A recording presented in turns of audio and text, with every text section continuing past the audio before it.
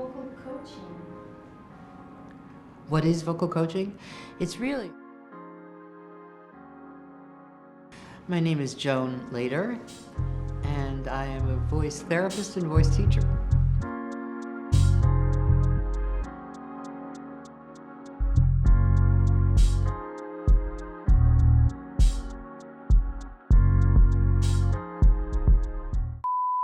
It's very interesting that they call us, shows hire us as a vocal coach.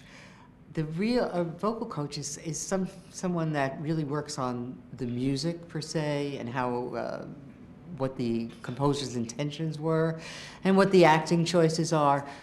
A teacher really teaches technique, how to, the singer is the instrument and yet they play the instrument.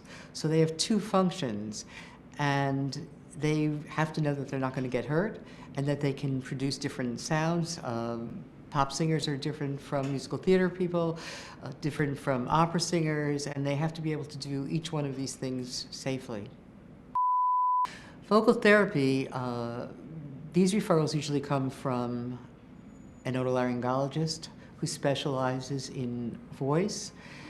And many of these singers are injured on the job. They may develop nodules, they may develop polyps, they may just have some mid-vocal fold swelling, they might have vocal fold cysts, and the idea is to try to keep them out of the operating room. So the first thing we have to do is to sort of what we call unloading the larynx and find out if there is muscle tension, improve their vocal health in terms of hydration, sleep, yelling over noise, trying to reduce these activities so that then we can begin therapy and address their speaking habits and then ultimately their singing habits. I like combining the medical aspects of voice with the artistic aspects of it. So I like combining voice, science with art. And I get to do both, so I feel like I'm very lucky. I like watching a performer go from the smallest stage to the final performance, which is quite different. So that's it's an adventure that I get to follow them. First session is I have to get to know someone. I have to know what their training has been, what they're doing now, when their next performance is, what their life is like. Do they have children? Do they have to be up early to take their kids to school? Are they out late at night? Are they big partiers? There are so many things. So it's really taking a history. Then I usually I have them show me what they do to warm up their voice, and then I have them sing something and try to develop some sort of game plan. So I have a long-term goal for them, and then I have short-term goals. One of the plans might be to address the tension in their body. Might involve their jaw, their tongue, their neck. I might notice that the airflow is limited.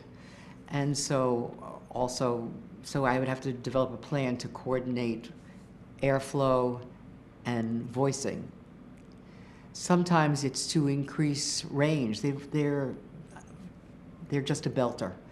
And so I have to see if I can stretch them in some way so that they get to use more of their voice and they get to use different muscles, because that's how people get into trouble. If they just do one thing, then they don't use the other muscles, and so we get an imbalance. And there's a condition known as muscle tension dysphonia, which is very dangerous, where their voice is limited. They have difficulty getting their vocal folds together to make sound, and then they have difficulty raising pitch because they can't stretch them. When we raise pitch, very often the vocal folds are longer, thinner, and tenser, so we work on that. There are so many myths about singing. My favorite one is dairy bad for me? Well, if you produce thick mucus, then it's bad for you. Some people who are nervous when we've got a lot of adrenaline, they also dry up, and then dairy would really be bad for them. But I know people who eat a pint of ice cream before they go on stage, and they're fine. It's another myth about water. The water has to be room temperature. Your larynx really doesn't know it by the time it gets there, whether it was room temperature or whether it was cold. Other myths. I'm trying to think of them. Whispering. Is it bad to whisper? Well, it's not bad to whisper if you really whispered, but if I'm really whispering, you can hear that you don't know what I'm saying. So if I started to do that, that's not really a whisper, and so that is really dangerous. And it just goes on, the list goes on and on and on. I'm asked this question all the time. I think you can be trained and you can improve your ear and learn some technique, but I don't think that's, I think the voice itself is something that you're born with, and you know, whether it's a beautiful instrument and how unique it is, but you can train people. I don't know that there is a real approach. I've borrowed, I think I've stolen from almost everybody I've ever studied with. There are so many different techniques and body techniques, and I've studied, you know, Feldenkrais, I've studied Alexander technique, I've done Pilates, I've done yoga, I've studied Fitzmaurice voice work, I've done Arthur Lessac, and I'm a master Estel teacher, which is a different type of vocal training. So it's just a combination of things, and you really have to see, you try things. You're always looking for the window to open when you work with a singer, and then you think, okay, that's how I'll start. And then it gets bigger and better, usually. The most typical is when somebody is doing 8 shows a week, and they're afraid, they want to make sure that they're not going to lose their voice by the end of the week. And sometimes it's a producer who will call me. We have some shows that are just impossible, I mean, to sustain. School of Rock is one of those shows where they literally are screaming, jumping, playing instruments, singing at the very top of their register. And so that's a very typical thing, trying to make things easier, to see what we can eliminate. But that's usually when they are preparing to do a long run of a show. What the body is doing has a direct effect on the voice. If it is not aligned properly, if there is tension in the body, all of this will interfere with the respiratory process. And that has to be, it's a 3-part system. There's the respiratory, which has to do with inhalation and exhalation. We sing and we speak on exhalation. The source is where the sound is made. However, we don't perceive it as sound until we place it in a filter. And the filter is the vocal tract. Basically, we're trying to take a tone that has harmonics and get a boost once we put it in this vocal tract. And if the body is not working optimally, you're not going to be able to continue that process. Very often I'm called in to watch a final dress rehearsal to see if I think that they're producing sound correctly, if I think there's a chance that they might be injured. And it's a very different thing to watch something on stage.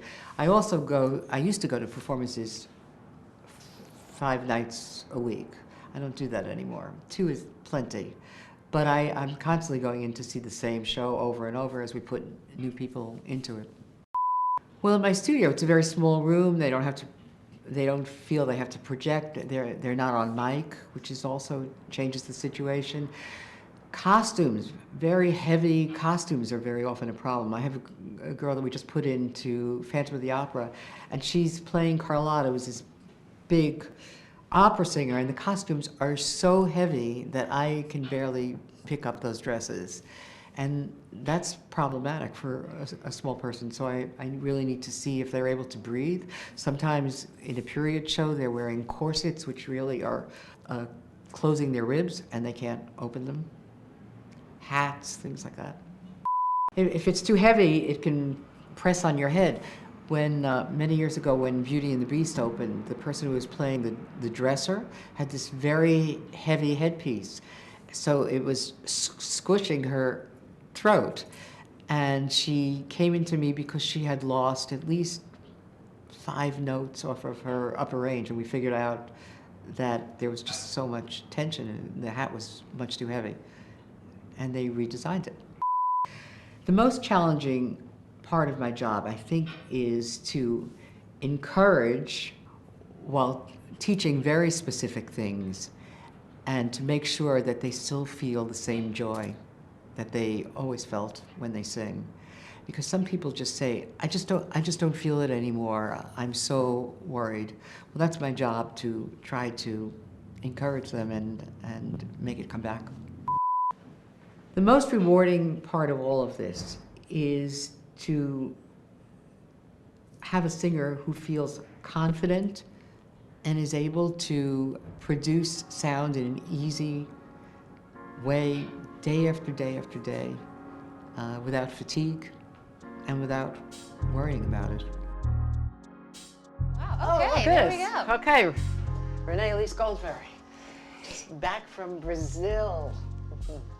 So we haven't sung in a while. So we're gonna, why don't we do, let's do just a little humming, okay? Yes. Okay, so we'll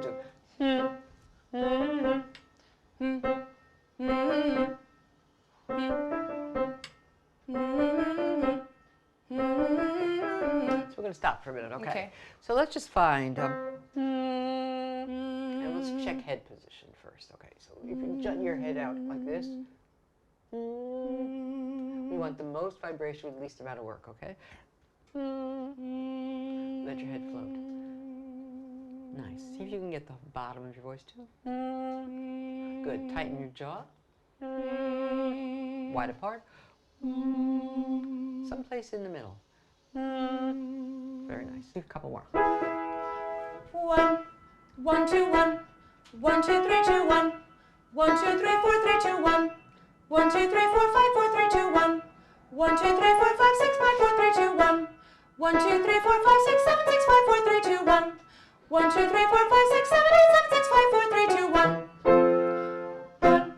1, 2, 1, 1, 2, 3, 2, 1, 1, 2, 3, 4, 3, 2, 1, 1, 2, 3, 4, 5.